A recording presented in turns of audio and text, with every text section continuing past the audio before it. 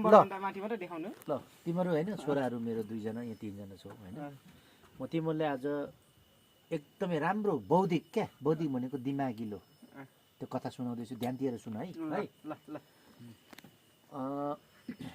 एउटा गाउँमा है नाम चलेको स्कल्पचर भनेको बुझ्छस् के हो मूर्तिकार जसको मूर्ति चाहिँ एकदमै फेमस उसले सबैभन्दा राम्रो त्यो गाउँ त्यो सहरमै लगेर बेच्दा पनि अत्यन्तै राम्रो सुन्दर मूर्तिहरू उसले कुद्ने गर्छ अनि त्यो मान्छेको उसको बिजनेस उसको आय स्रोत उसको खेती उसको प्रोफेसन जे छ नि जब नै त्यही हो त्यही बेचेर उसको चाहिँ घर परिवार गृहस्थी चलाउने गर्छ अनि त्यसपछि उसको श्रीमती थियो अनि त्यसपछि उसको सानो बच्चा थियो यसै नै हुर्काउँदै गयो अनि उसको मूर्तिको दाम चाहिँ ठ्याक्कै सुरुमा 4 आनादेखि सुरु गरेको थियो होइन अनि पछि उसले एकदमै आफ्नो फिनिसिङ राम्रो मूर्ति होइन उसले मूर्ति निर्माण गर्यो नि त्यसको मूल्य चाहिँ हाइएस्ट नै कति हुन्छ भने 1 रुपियाँ जस्तो त्यो हुँदै गर्दाखेरि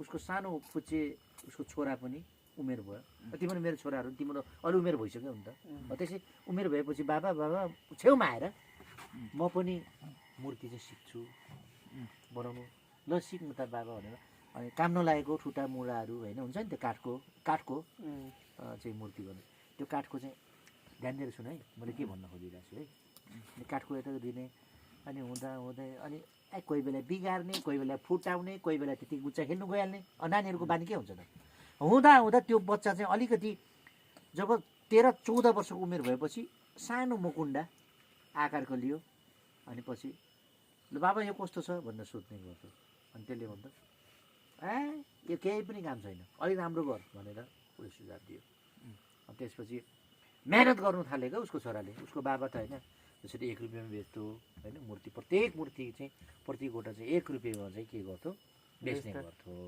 पछि यसरी नै उसको घर गृहस्थी चल्दै गर्दा उसको छोरा 15-16 वर्षको उमेरमा पुग्यो क्या तिम्रो कति वर्ष पुग्यो अहिले 19 त कति वर्ष पुग्यो 16-17 अनि 16 वर्षको उमेर पुगेपछि चाहिँ के भएछ भन्दाखेरि ठ्याक्कै अनि त्यो छोराले चाहिँ एकदम मेहनत गरेर एउटा मूर्ति बनेको छ ठ्याक्कै 8 आना बिक्री भएछ पछि चाहिँ 8 आना बिक्री भएपछि त्यो अब लाने जुन साहु छ जसले चाहिँ त्यो मूर्तिहरू किन्ने गर्छ नि 8 आनामा किन्यो कुरा बुझ्यौ सुरुमा त कामै दिएको थिएन पछि ल बाबा मेरो पैसा कति आयो भने तेरो छोरा 8 आना त्यतिले काम हुँदैन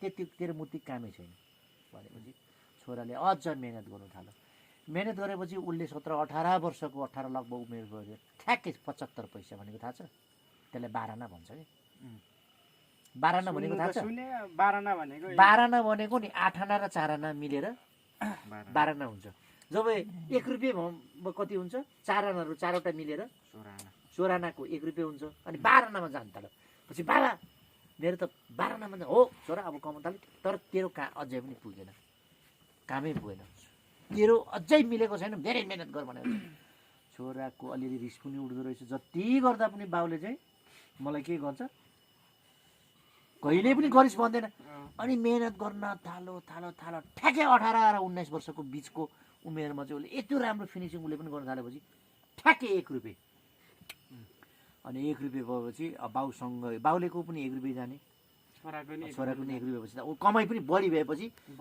राम्रो उनीहरूको फेसिलिटीहरू भयो अनि अलिअलि जग्गा जोडेछ होइन अनि पछि जोडेछ त्यसपछि त्यो छोरा पनि होइन 18 वर्ष पुगेपछि त 1 रुपियाँ पछि ल बाबा आऊ त भनेर अनि पछि ठ्याक्कै पछि उसले झन् अनि पछि बाउले बाबा एक दिन चाहिँ अब बाबा र छोराको चाहिँ मूर्तिको दाम कति भयो 1 रुपियाँ पछि उनीहरूको बाउले पनि 1 रुपियाँ कमाउने प्रति मूर्ति 2 रुपियाँ हो पछि त घरगिरी यति साह्रै राम्रो सुखी छाउन थालेपछि फेरि बाउले बाबा अब चाहिँ मेरो कस्तो कला छ होइन छोरा अझै पनि राम्रो छैन तेरो अझै राम्रो छैन भनेछ हो र बाबा पछि अब धेरै बुझ्ने पनि हो नि त छोरा अनि पछि उसले अरे अझ मेहनत गरो पछि ठ्याक्कै 100 रुपियाँ 100 रुपियाँ जान थालेको छोराको 1 रुपियाँ 4 आना पछि छोरा पनि धेरै ठुलो भइसकेको थियो 1 रुपियाँ 4 आना पछि उनीहरूले त बाउको चाहिँ 1 रुपियाँ भन्दा बढेको छैन उसको चाहिँ होइन अब होलसेल पसल पनि होला सधैँभरि चिनेको ठाउँमा जति राम्रो कुदै पनि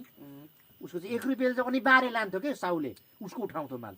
छोराको चाहिँ मालमा कति हाल्न थाल्यो 1 रुपियाँ 4 आना। अनि बाबा मेरो कति भयो तेरो छोरा 1 रुपियाँ र 4 आना मात्रै हालेको छ। अनि बाबा मेरो चाहिँ अब चाहिँ भयो त छोरा अझै पनि भयो छैन भनेपछि हो र बाबा म अझै पनि मेहनत गर्छु। त्यसपछि 22 वर्षको उमेरमा चाहिँ छोराले ट्याक्कै बनाएको ठ्याक्क 1.5 रुपियाँ पुग्यो अरे। कति पुग्यो 1.5 रुपियाँ। बाउको चाहिँ कति छ? बाउको त उसको बुढो भइसक्यो नि त 1 रुपियाँ नै छ। पछि अब फेरि सोध्यो अरे बाबा अब कस्तो भयो मेरो 1.5 रुपियाँ जान्छ र भने छोरा तेरो अझै पनि राम्रो भएको छैन। यो भन्दा अझै फिनिसिङ चाहिन्छ, अझै तेरो मूर्ति चाहिँ बढीमा बिक्नु पर्यो। होइन बढीमा बिक्नु पर्यो, फिनिसिङ राम्रो बढी त होइन राम्रो राम्रो पुगेकै छैन भनेपछि बाउले चाहिँ एक सन के छ के रिसले मूर्ति सुर्ती फालेर बाउ तपाईँको चाहिँ 1 रुपियाँ मात्रै मेरो 1.5 रुपियाँ बिक्नु जाँदा पनि मेरो चाहिँ भएन भन्नु चाहिँ यो के हो बाउ अबदेखि गरिदिनु।